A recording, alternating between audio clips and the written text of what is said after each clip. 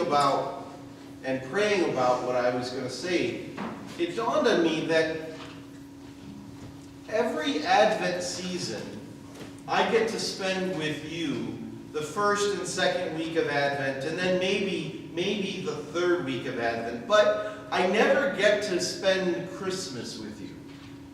I never get the ability to share with you some thought, some reflection on the culmination of this season of Advent, the point of what we're doing, the very joy of Christmas. So I thought today I'd go a little off script, and I thought maybe I would share with you what I might otherwise say if we were together on Christmas. So I'll begin with a question. Does anybody know of, or have you ever heard the term retail therapy? You know this term? We got a lot of vigorous head nodding. Anybody care to, I got giggles over here. Anybody care to define retail therapy? Want to take a shot? Shopping makes you feel better. Shopping makes you feel better. Thank you very much. Exactly. The idea that we would purchase something or window shop or consider something as a way to make us feel better. The reality is, it's not just retail therapy in our world. We certainly have retail therapy as a way for us to make ourselves feel better. We also have, I would say, chemical therapy. My personal favorite is what I like to call caloric therapy. I like to eat. There are a lot of different ways that our world encourages us to make ourselves feel better. Certainly some are very good. Some not so much. But as we think about what the meaning of Christmas is, realize how, in fact, our society has so completely flipped it around that it has taken a season about Christ, and we don't even talk about it that way anymore. Usually people are far more comfortable speaking about it as holidays. Yes, that's good to be inclusive of everyone, but generally speaking, I think we've lost something about what Christmas is about. We're focused on that great secular urge of retail therapy, and in the process, we've lost what's really going on. We substituted a joy for a superficial therapy. The reality is this: life is hard. There isn't a single one of us who, in one of our own ways, and some of us struggle far greater than others. Some of us are far more burdened and wounded than others. But the reality is, life is hard. There isn't a single one of us here who, in some way, shape, or form, are not deeply burdened, wounded, broken, and weighed down by the difficulties, the scars, the sin, the sorrow, the shame, and the loneliness that life so easily brings.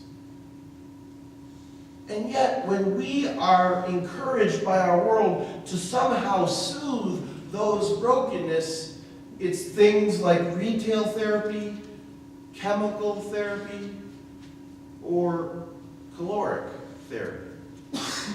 But in fact, the central joy of Christmas, this incredible celebration, is about the idea that God, who knows the difficulty of life, who sees our struggles, sees our wounds and our brokenness, chose not to solve the problem through some distant solution. Jesus did not decide to send an email or write some new laws. He did not decide to snap his finger and work some spiritual incantation. Rather, God chose, because of his love for us, to join us. He chose to join us. And so the reality is, our word love is so easily used and misused. We have so demeaned what it really means that when we speak about the love of God, we sometimes have to remind ourselves how profound this is. Think about God, born in a barn, surrounded by filth and stinking animals, overcome by cold and by the sense that his family is outcast and unwanted, on the margins of the town, on the edge of society, born into an impoverished family, hunted down, hated, wanted to be killed, and exiled from his home, taking refuge in a foreign land for a few years. A child who chose to enter this world in a state of such humility that none of us could ever think ourselves lower than he. He wanted to enter our world in such a way that he would be more humble, lower and below us all, so that we would never have cause to doubt how much he loves us, how deeply he desires to unite himself more deeply with us.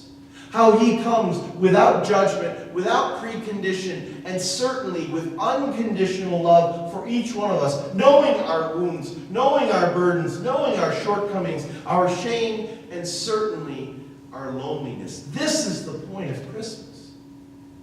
It's not about retail therapy. It's not about trying to find some reason for the season.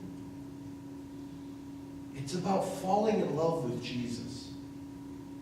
But most importantly, it's about letting him love us. I want to ask you this Christmas season, as you go forth from here, and your final exams become a bit of a memory, and the work of this semester and the stress of this semester begins to subside, take a moment and try to experience this Christmas in a different and a more spiritual way. Engage this holiday with devoted prayer. You don't have to be a monk while you're home for a few weeks. But pray with us. See if in some way you can't find a new and surprising spiritual joy. Because the words we heard in our second reading are the words that I pray for you so deeply. My prayer for you is this, that your love may abound, and your love may increase, and your knowledge may be deepened of the incredible way that Jesus loves you.